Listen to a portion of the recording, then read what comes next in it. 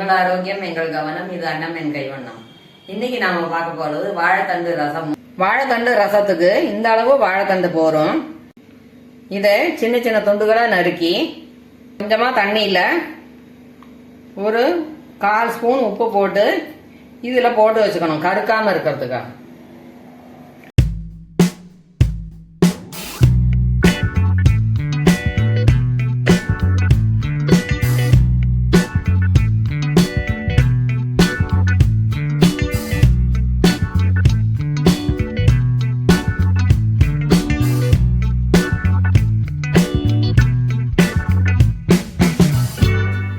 இதுல நாறு இல்லை, நாறு இருந்தா எல்லா நாரையும் எடுத்துடணும்.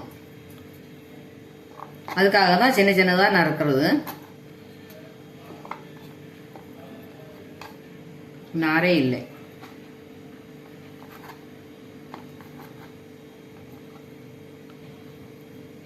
இப்படியே கூட வேக வைக்கலாம். ஆனா சின்னதா நறுக்கி நம்ம வேக வச்சோம்னா சீக்கிரமா வேகும்.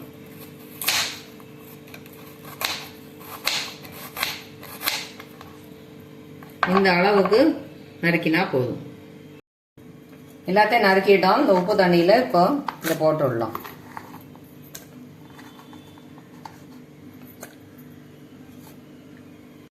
அடுப்புல வச்சு வேக விடணும்.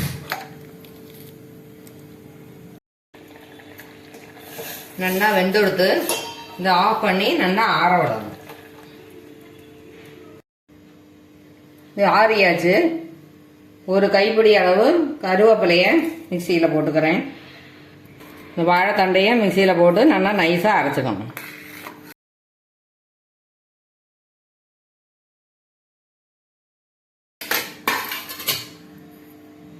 இது வேக வச்ச தண்ணி இதையே ஊற்றி அரைச்சிடலாம்.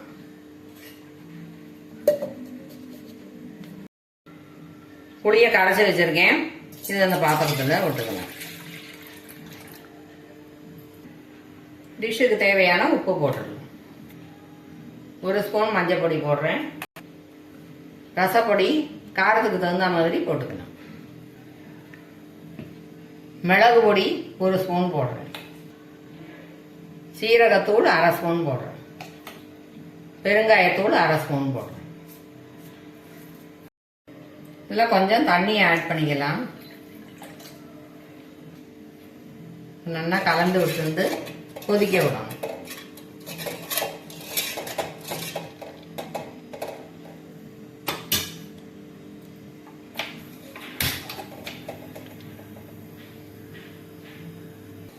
அது கொதிக்கிறதுக்குள்ளேயுமே இந்த அரைச்சி வச்சதை ஃபில்டர் பண்ணி வச்சுக்கலாம். இதுல நார் இருக்க சான்ஸ் இருக்கு. அதனால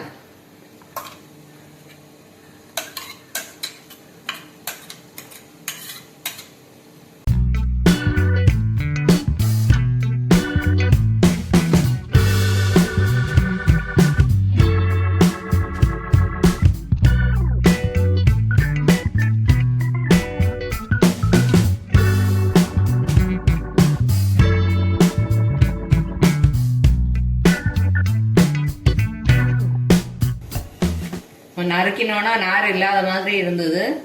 இப்போ எவ்வளோ நார் இருக்கு பாருங்க. இப்போ சாம்பார்ல எல்லாம் போடும்போது இந்த மாதிரி பண்ண மாட்டோம். இது ரசத்துல இந்த மாதிரி ஃபில்டர் பண்ணி போட்டாதான் நல்லா இருக்கும்.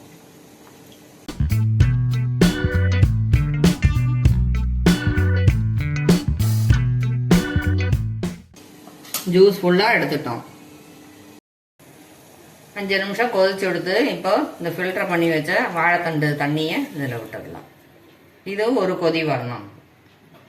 100 கிராம் துவரம் பருப்பை வேக வச்சு வச்சிருக்கேன்.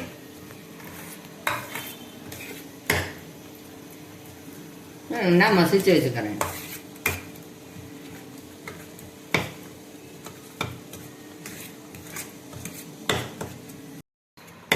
மசிச்சிட்டோம்.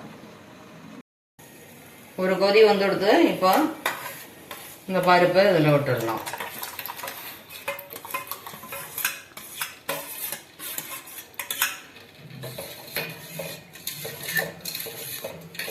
கலந்து விட்டு ஒரு நொரை கட்டுறது வரைக்கும் வச்சுக்கணும்.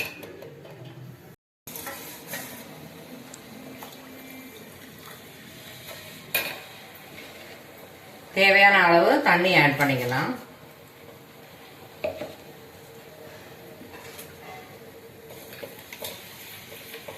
ரசத்தோட கலர் கருப்பாக இருக்கிறதுக்கு காரணம் நம்ம கருவேப்பிலையை அரைச்சி விட்டோம் இல்லையா, அதனால தான் அப்படி இருக்குது. சாதாரணமாக தாளித்து கொட்டும் போது கருவேப்பிலையே தூக்கி வழியில் வச்சுடுவா எல்லாரும். இந்த கருவேப்பிலையோட எஃபெக்டே இருக்காது. இப்படி அரைச்சி விடும்போது அவாய்ட் பண்ணவே முடியாது. குழந்தைகள்லேருந்து எல்லாருக்கும் ரொம்ப நல்லது. காயகல்பம் கருவேப்பிலை உங்களுக்கெல்லாம் தெரிஞ்சிருக்கும். அதனால தான் நம்ம சாம்பாரோ ரசமோ எது வைக்கிறதுனாலும் நம்ம அரைச்சி விடுற பட்சத்தில் அதையும் சேர்த்து அரைச்சி விட்டோம்னாக்கா கருவேப்பிலையோட சத்தும் சேர்ந்துக்கும். இப்படி கொதி வர தொடங்கும் போது இந்த கொத்தமல்லியை இதில் தூவி விட்டுறணும்.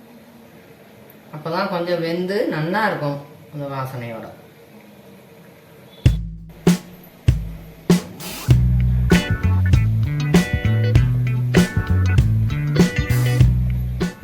நுரக்கட்டி வரும்போது அடுப்பை சின்னதாக வச்சுருந்து இந்த அடுப்புலேருந்து எடுத்துடலாம் வெளியில்.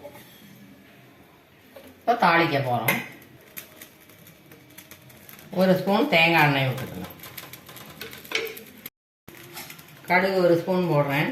தேங்காய் எண்ணெய் விட்டால் தான் நமக்கு நல்லா இருக்கும். சாம்பாரானாலும் ரசமானாலும் தேங்காய் எண்ணெயில் தாளித்து போட்டுனா அது ருசியே வேறு.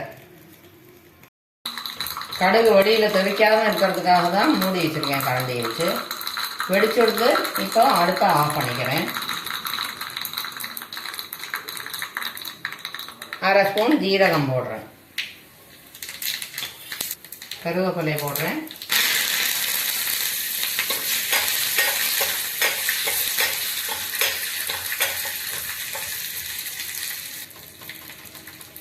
அரை ஸ்பூன் அளவு பெருங்காயத்தூள்.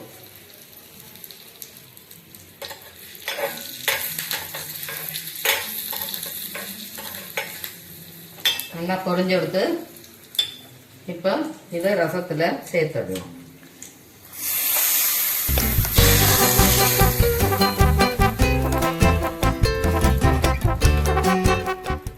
கம வாசனையோட வாழைத்தண்டு ரசம் ரெடி ஆயிடுத்து.